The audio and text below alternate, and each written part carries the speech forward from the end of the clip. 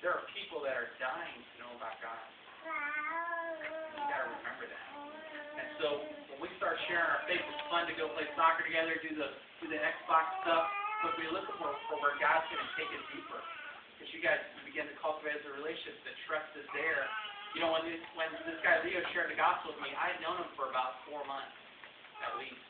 You know, it wasn't like just a cold turkey event in my life. And you know, I've seen the cold turkey thing happen also. You know, God uses that as well. I encourage both of those things. In fact, one of the girls on our church plant team, that's how she came to Christ. It was her senior year. She was a week away from graduating. And someone was doing the outreach training class, and they were pairing up to go out, you know, to do their homework time and go and share on campus and practice doing that. They walked up to her randomly. She put her trust in Christ. And ever since then, 2 years ago, she's been with us on this church plant. And so, you know, I mean, we barely knew her. We didn't even know who she was, you know. And got to know her over the years now.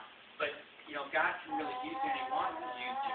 When you think about your Christian faith, that's where you're really going to be challenged, because the reality is, if someone says, why is this going on in my life if God is real, you probably don't know the answer. I don't usually know the answer when someone asks me that.